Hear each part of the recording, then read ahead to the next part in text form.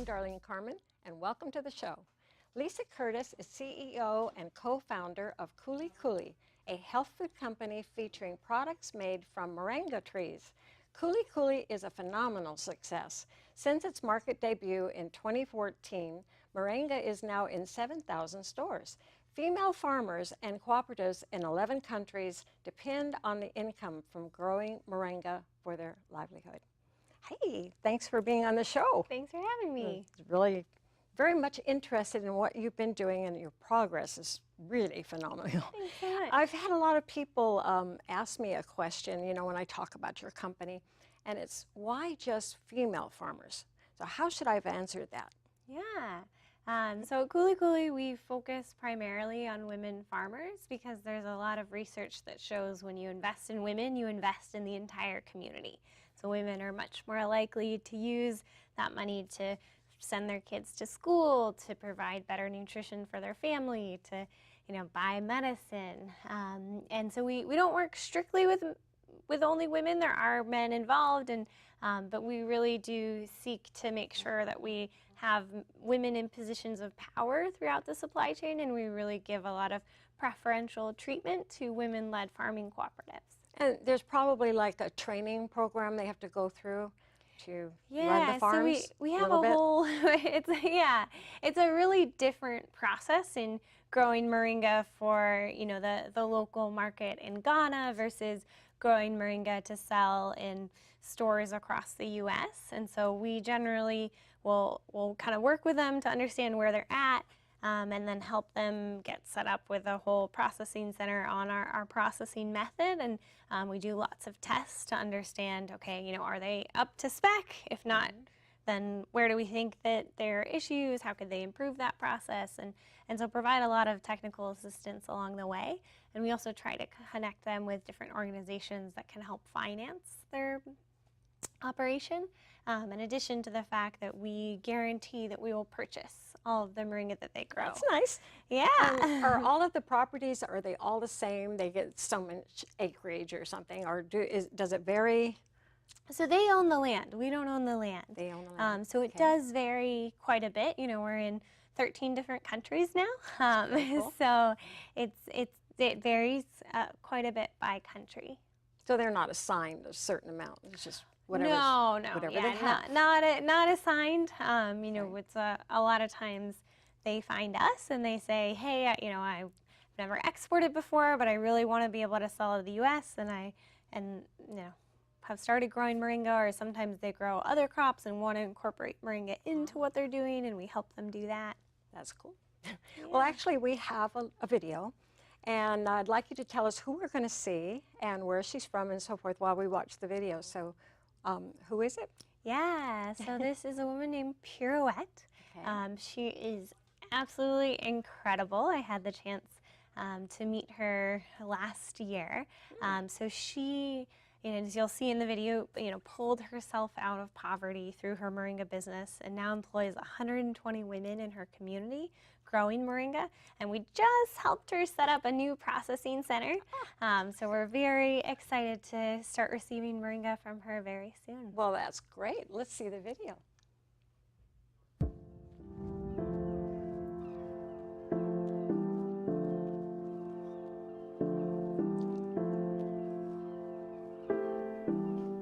Je me suis retrouvée dans la souffrance quand j'ai perdu mon mari. Et j'étais enceinte de la 5e enfant. Au revoir les enfants. Ils m'ont demandé de me marier avec le petit frère de mon mari. J'ai refusé. Ils nous ont renvoyés de la maison avec les enfants. Et c'est de là que la vraie souffrance a commencé.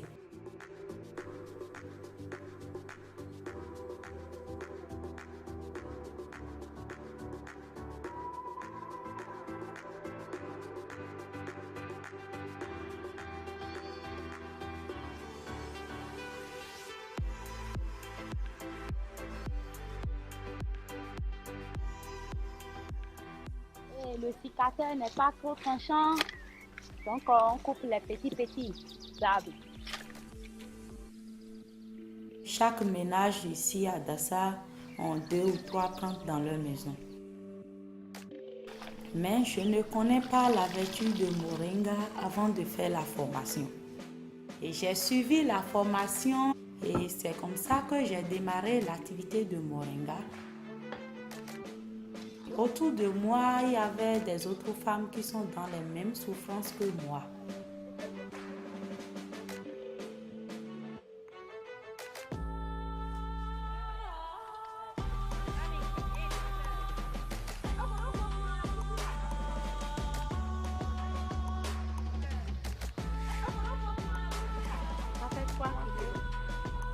Grâce à cette activité, les femmes arrivent à nourrir les enfants et à les scolariser.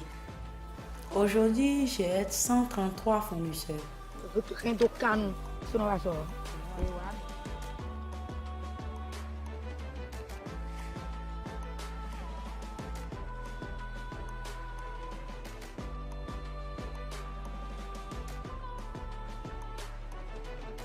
Je veux voir des arbres un peu partout. Je veux que toutes les maisons puissent planter de moringa et consommer surtout.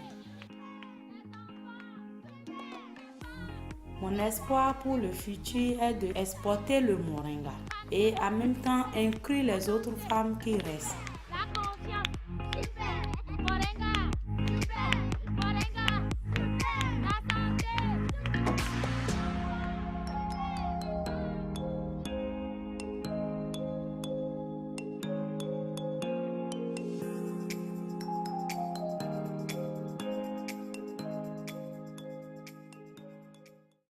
It's quite a nice video, I must say. Thank you. So she's like typical, you would say that she's about typical of the women farmers that you have? I mean, I don't think anyone would call Pirouette typical. She is amazing. But we work with a lot of amazing entrepreneurs like her. Oh, that's great. I had several vegetarians tell me that they quit because they felt weakened, and in fact, that happened to you. So what was your diet when you were at work or in the Peace Corps, and what did you do to fix it? Yeah, so I was in a very rural area, no running water, no electricity, and no grocery stores. So I found myself eating mostly millet and beans and rice. Okay. And just didn't feel like I was getting enough nutrients. I don't think I was getting enough protein, enough iron. I was just really tired all the time. So I was volunteering at my village's health center at the time, and I turned to some of the women who were working there and I said, what can I eat that will make me feel better? And they pulled these leaves off a tree and handed them to me. And they mixed them in with this peanut snack called Coolie Coolie, mixed it all together and said, here, eat this, it'll make you feel better. And I had never heard of moringa. I had never thought to eat tree leaves. It seemed a little strange, but I trusted these women and, decided, okay, I'll eat it, and ate it every day for a week and just found like it had such a powerful effect on me. It made me feel so much more energized. I just, felt my strength coming back. And so I did a little research and I was like, what is this plant? And, even though I had never heard of it, there's actually a lot of research online about moringa and how it's rich in calcium, rich in iron, rich in protein, rich in vitamins. So it was such a cool thing to discover for myself. Did you eat it raw, the leaves, or did you chop it up? Ate it a couple different ways. So ate the powdered leaves, pretty often mixing it in with whatever I was eating, so mixing it with my sauces or even stir fry, and then also eating the leaves themselves with this peanut paste, the Coolie Coolie. Well, so mostly raw, or did you like it cooked as a vegetable? Did you like that? Well, so the thing about, when it was cooked in my village in Niger is that often they would boil it for hours and then dump out all the water. Yeah. Oh, but the water's the best part. I know, the water's the best part. So one of the things Peace Corps taught us is they're like, you should try to get people to not boil it, so either powder it or have them use the water in something else that they're cooking. Oh, yes, absolutely. But did you like the taste? You know, the cooked ones, the vegetables. Yeah, yeah. I mean, it tastes kind of like spinach. You know, it has kind of a nice green, sort of mildly earthy flavor. And I love greens. I love kale. I love spinach. And just was, you know, excited that this was a new super green that was just growing all over the place. That's amazing. Yeah. Well, we actually have some pictures, and I like to look at the pictures, different parts of the tree, because you can eat, I guess, a lot of different parts. Yeah. And some of them maybe you shouldn't eat too much. So anyway, let's look at the pictures, and then you can tell us what we're looking at as far as the parts of the tree and what it's good for. Picture? Sounds great.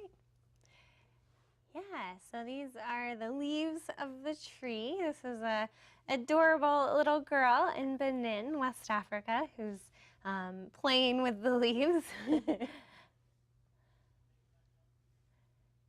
So she's actually helping. She's helping, yeah. And so this is the work that the women do in terms of taking these branches, these stems, and then de-stemming it. So separating out the leaves from the stems. Generally, they'll use the stems either as animal fodder or as compost. And then the leaves are for humans. And is that your sister? That is my sister, yeah. That's Julie. So apparently Moringa runs in my family. Nobody knew, but Julie, my little sister, actually joined the Peace Corps. She's 6 years younger than I am. So she joined it about 2 years ago, and they somehow thought to place her in Pirouette's village so that she could really support Pirouette in scaling up her operation and helping her build a processing plant. So it's been amazing to see my little sister, you know, work with Moringa, be in the Peace Corps, and it was so fun visiting her last year. And probably the funniest part was, so I came and visited her, and we really wanted to tell Pirouette's story, because she's such an amazing woman. And so we hired 2 videographers from Ghana, and they brought in this drone to do some of the filming, the aerial shots. Yes, yes. And they actually, while they were filming, there's a couple of guys who thought it was like an alien spaceship. They had no idea what this was, this drone flying around this little African village, and they shot it down with a stick, and the drone fell to the floor. And I was like, oh my God, we're gonna have to pay for this thing. Thankfully, his drone was okay, it was all okay, but it was a pretty funny moment. That's neat. Next. Yeah, so these are the seed pods of the moringa trees. So one of the things that's kind of interesting is that you can either grow moringa for the leaves, so cultivate it for the leaves, or you can cultivate it for the seeds. And if you're cultivating it for the leaves, you don't let it get that tall. So the trees can get up to 20 feet tall. But obviously, you know, humans harvesting it, we're not 20 feet tall. So you kind of prune it down the way you would like a apple tree or something like that. But if you're, you know, harvesting it for the seed pods, you let it grow sort of wild, and then it produces the seed pods. And the seed pod is good for? Yeah, so the seed pod it's called the drumstick tree in a lot of India. And it's a great it's like a big green bean, and then actually inside the seed pod. I think we have a picture of the inside. Yeah. Where's that picture? Next one? There it is. So yeah, inside the seed pod, just like that, are these amazing seeds.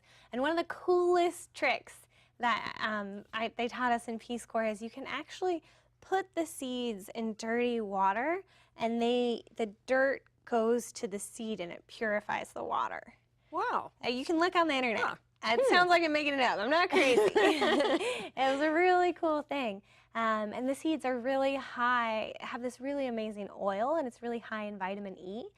So if you go to like the Body Shop or like other places that sell lotions, you'll often see moringa lotion or moringa in shampoo or that kind of thing, and that's from the same tree. That's really neat.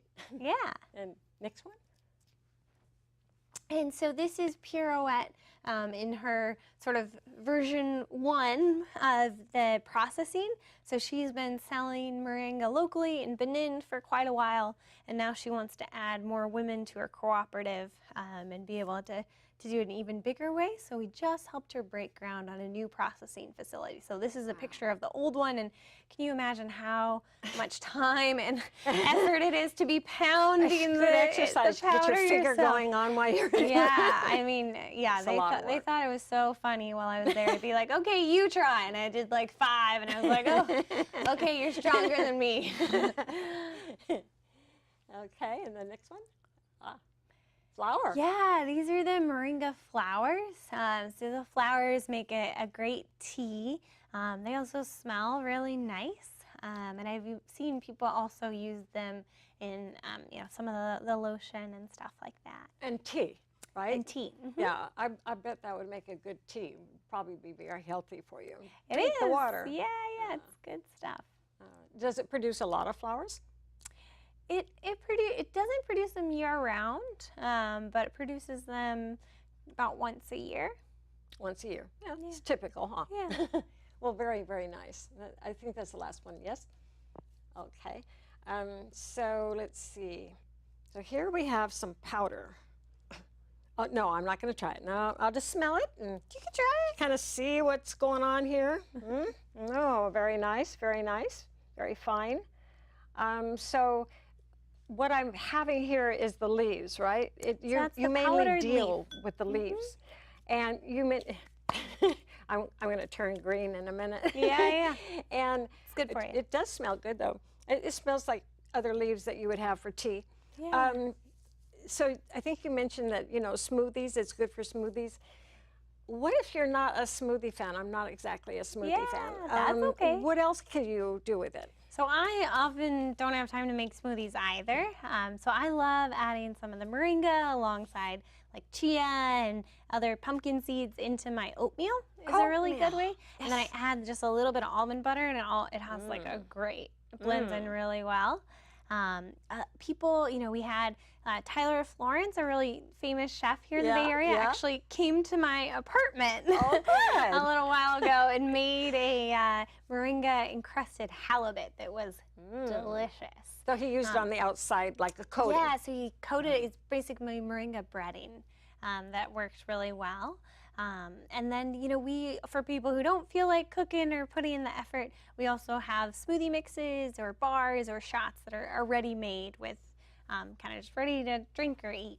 But again, it's mainly the leaves, but the leaves are powdered because I imagine it's easier to ship and so forth that way. But actually, how did you get this product to market? What was the product? Yeah, I bet you had to go through a lot to get this to market. It's been a journey, almost 5 years now. So when because I first got back from Peace Corps, unfortunately my service ended early. There was a terrorist attack and I was forced to come home. So that was part of the reason I really wanted to start Cooly Cooly, because I felt like the people there had given me so much and I hadn't gotten a chance to really give anything back. So the first step was really trying to figure out, would people buy it? And so started, adding it into a bunch of things from bars to pesto to hummus, and ended up deciding, okay, bars. And got together with a few of my childhood best friends, and they were like, okay, we'll try this crazy project with you. So we made them by hand, and they looked pretty terrible. They were in like this little sort of brown-green bar, and we had them in like plastic bags. So then we brought on a fourth co-founder who's a graphic designer who helped them look a lot better. She did a great job. And then from there, we started testing them at farmers markets to see if people would buy them. And we found a lot of people were interested. So that, kind of gave me the confidence I needed to quit my day job. And so everybody liked it. full-time. Everybody? Nah, not really, I'm sure. No, not everybody, not everybody. And we were actually really, really sort of methodical about measuring our conversion rate. So we surveyed everybody who came by, male, female, approximate age, what did they try, and then did they buy it? And we knew that if we could get a high enough conversion rate, we had been told that if it was, over 10%, that would be a really good product. That was kind of the market methodology. And so we were finding that 16 to 20% of the people who came by were actually purchasing. And so that was a good sign for us to kind of keep doing what we were doing. Well, wouldn't you say that just, I guess, maybe a general observation that people in the Bay Area are eating a little bit more healthy. Now, again, I've heard like with the children, when they go to the fast food and all that, the restaurants are trying to make them more healthy. But when the kids get into the restaurants, they still go for their favorite sodas and so forth. That's not so healthy.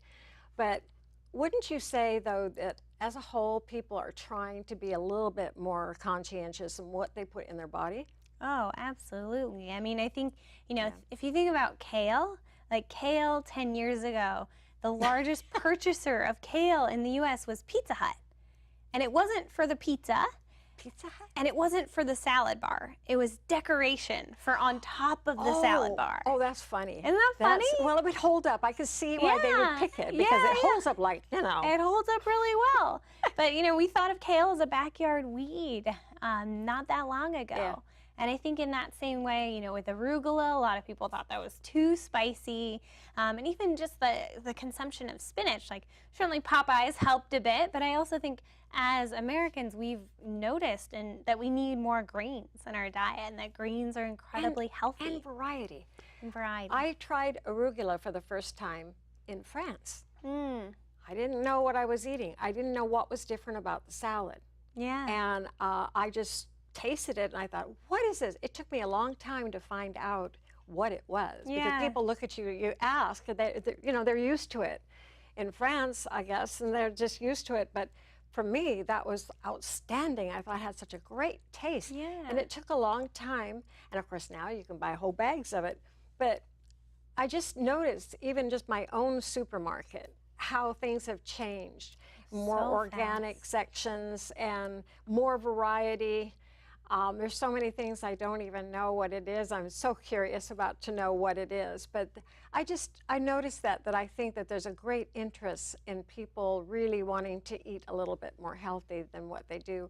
And what you were saying about the protein, sometimes I find it hard to get a lot of protein because I'm not a vegetarian, but I do, and I eat meat, but I don't eat red meat. And sometimes I have to ask myself, let's see, what can I get for protein? Do you do yogurt and things like that, or you not too much? I'm not a big dairy person either. I'm not vegan, but don't You're not? Okay. don't have a lot of dairy. So I tend to get it mostly from, you know, moringa, of course, but then also nuts and try to eat beans and lentils too. So would you say that moringa is probably the most nutritious tree, or is there other trees that you think are good? The most nutritious tree we can find. From all the research, they call it the miracle tree, you know, the tree of life. It's an incredible tree. Are there any other trees that you're interested in? Yeah, there are. So one of my visions for Kuli Kuli is for us to really sell the crops of the future. So if you think about the way the world is changing, you know, we are so much more globalized, the planet is heating up as well, and so we need crops that, you know, grow well at hotter temperatures, that are super nutritious to feed our growing population. Yes. And so I find it really fascinating to find plants that already grow in the communities that Kuli Kuli is sourcing from and start to incorporate those in alongside moringa. So really interested in baobab, interested in camu camu, interested in maya nut. There's so many cool plants out there that we want to start adding into our products. So not just trees. You're talking about plants in general, Yeah, different plants. in general. I mean, you know, baobab is a tree. That's a neat tree. It's a very cool tree. It's a Do you very know cool that tree. was used at one time as like a jail? I have a book that shows that. Oh, It was hollow on the inside, and they used it as a jail. Did you know Yeah, that? I did not know that. They are enormous trees. They're amazing trees. Now this other tree, how'd you say that? Camu camu, yeah, it's Camu actually camu. more of a plant, it's a fruit. More of a plant. So, and then Maya nut is, you know, it is a tree actually. Yeah, I've heard about that.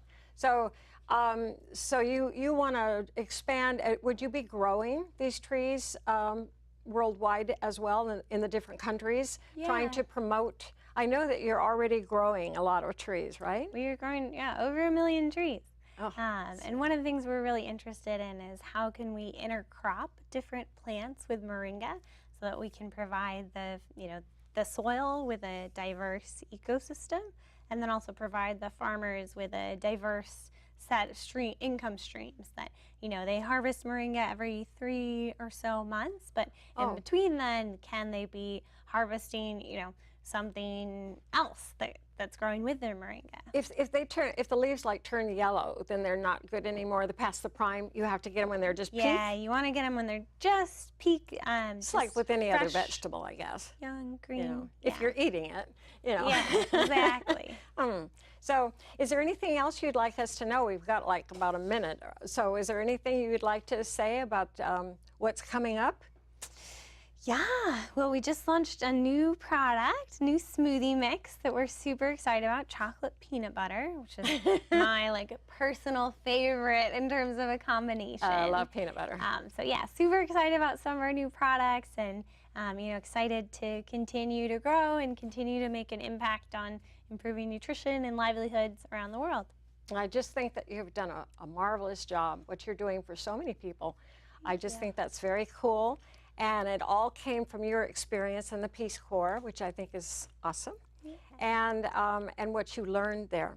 That's the whole thing, because I love traveling. I've traveled a lot, but not lived in places and other places. But that's what happens, is you learn so much and come away with something, and that's just a great experience. So I really want to thank you for sharing your experience with us. I think that was very, very exciting. And I just think that we all have to be reminded that we can't underestimate the gifts that come from nature, because the gifts that come from nature, they're within our reach, and we can discover what they have to offer. So thank you for watching the show. Watch again. Thank you. So yeah, there's so much in the nuts and everything, every part of it. So many, I know. Yeah, they call it the supermarket tree, because you can eat so many different parts.